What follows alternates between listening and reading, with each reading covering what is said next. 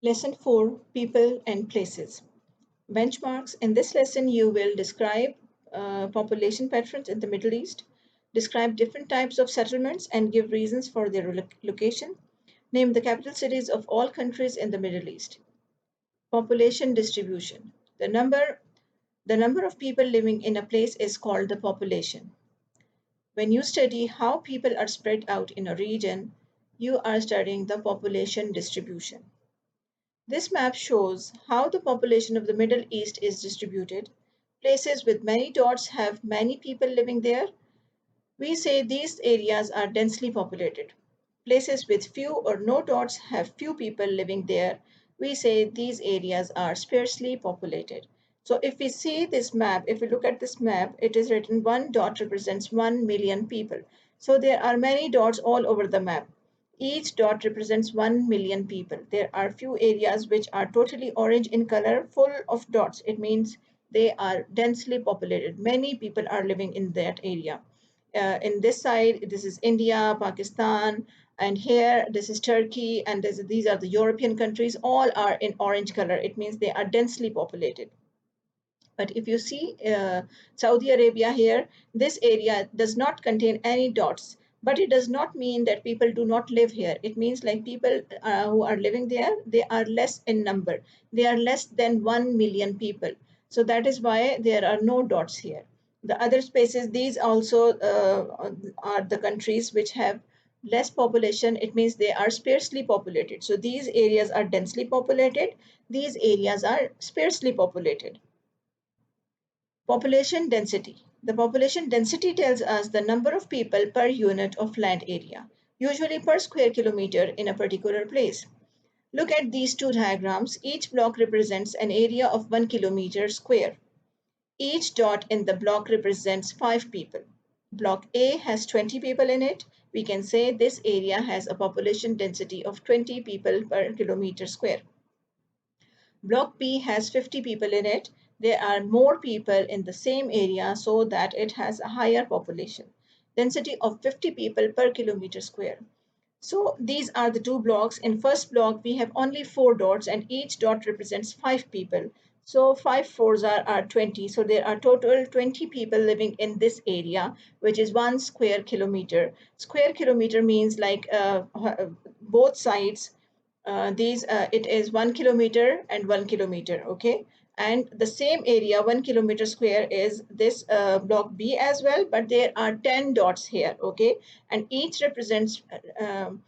dot represents 5 people, so 5 tens are 50, so there are 50 people living here, the same area, and in this block there are 20 people living. So this block A is sparsely populated, block B is densely populated, and the population density of block A is 20, and population density of block B is 50 people per square kilometer, okay. Different countries have different population densities. For example, Kuwait and Oman have almost the same population, but if you look back to page 10, you will see that Kuwait is much smaller than Oman. This means that Kuwait has more people per kilometer square than Oman. Kuwait has a higher population density than Oman. The formula to take out the population density of any area is the total number of people divided by total area of the country. So here there's a question. Use a calculator to work out the population density of Kuwait and Oman using these figures. The population of Kuwait is 24,18,393 and the area is 17,800 square kilometers. So how will we find out the population density? First, we will open the calculator and we will type this number, that is 24,18,393. Then we will divide it by 1700, and there is 17,000, sorry, and 800. So the answer will be 135.86. Okay, so the answer will be that the population density of uh, Kuwait is 135.86. Okay, now we will calculate the population density of Oman. So we will type first this population 3102229. Then we will divide it by this area per square kilometer. Okay, so that is 212,000. The answer is 14.63.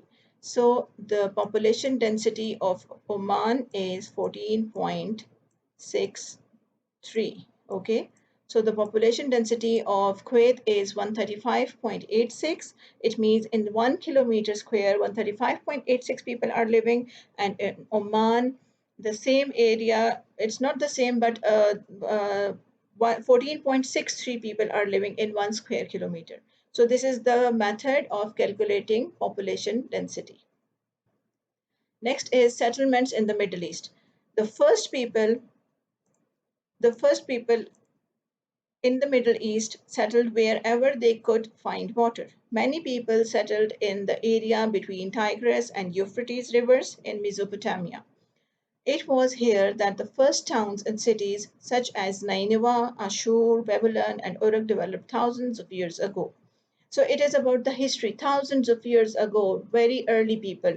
The first people, the very early people who are living in the Middle East, they settled where they could find water. Many people settled in the area between the Tigris and Euphrates rivers. These rivers are even still nowadays in Iraq. These rivers are there, and at that time, this area was known as Mesopotamia. It was here the first towns, cities such as Nineveh, Ashur, Babylon, Uruk, they were there. And even those cities are also old cities, ancient cities. Nowadays, these cities do not exist. The names of those areas have been changed. Today, there are many modern towns and cities in the Middle East. Towns and cities develop for different reasons. Look at the map to see why some towns and cities in Saudi Arabia came into being. So different people start living in the different areas for different reasons. So now we have this map of Saudi Arabia, and we will see that why some towns were developed. First of all, Abha, Bisha, Al Hassa, and many other towns grew around the fertile oasis in the desert. So these towns were developed because there were oases in that area. Oases are those areas in the desert which have water, and the trees and plants can grow there. So obviously water is available, greenery is there, so people start living there. Then it's about Najran and Al Ula, developed on trade routes. Al Ula used to be called Dedan. Dedan was on the main incense and perfume trade route between Arabia and India. So it was a trade route. People used to do trade through these routes. Like the trade caravans were moving through these routes, they were using that route. So these towns developed there. Next is Makkah and Medina because they are the important religious centers of Saudi Arabia. So the people are living there, and these cities were developed. Obviously, Makkah has Kaaba there, Masjid al Haram, and Medina because Prophet ﷺ moved there, and it is the house of Prophet ﷺ. The Masjid al Nabi is there. It is sacred place for Muslims. So they are the religious centers. Abqaiq, Ras Tanura, and Al Khubar developed around the discovery of oil. Ras Tanura is the world's largest oil port. So these all cities here, they were developed in because there was oil resources there. Under the ground, oil is found, discovered, and there are oil refineries. Companies are there who have built their oil refineries, and oil wells are there. So people live there because they are working in those oil refineries. So like this, these cities developed. Jeddah developed around an important trading port. So here is the port city of Saudi Arabia, Jeddah, and this is developed because it is an important seaport. The ships are coming here for doing business. They are loading, unloading the goods. So that is important port city. Then Riyadh was the center and the capital of Second Saudi state in 1824. It remained the capital of the Kingdom of Saudi Arabia, and it is still the capital today. So since 1824, it was the capital of Saudi state.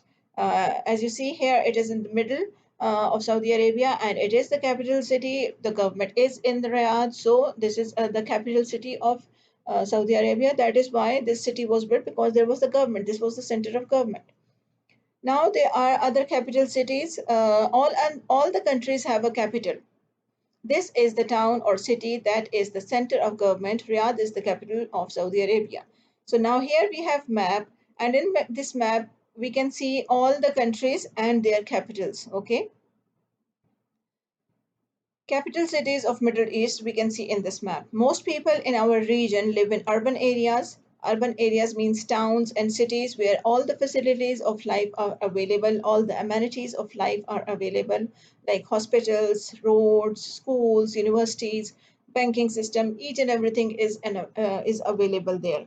The rest live in rural areas, farming areas, and countryside. So the people who are living in rural areas, they are, for example, they are living in the villages. The farmers are there who are doing the farming. They are growing crops and plants and all these things. So this is the difference between the urban and rural. Urban is basically cities or towns, developed area, densely populated area. Rural areas are more mostly they are sparsely populated because most of the land is used for farming. So the people need open areas also as well. So these are the names of four countries here and the percentage of population living in urban areas. Saudi Arabia, 88% people are living in urban areas, and the rest, 12% people are living in rural areas.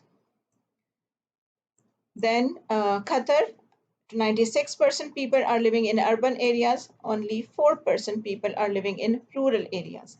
Kuwait, same, 96% people are living in urban areas, again 4% people are living in rural areas. Yemen, 26% people are living in urban areas. And let's see how many people are living in rural areas. It means like almost 74% people are living in the rural areas.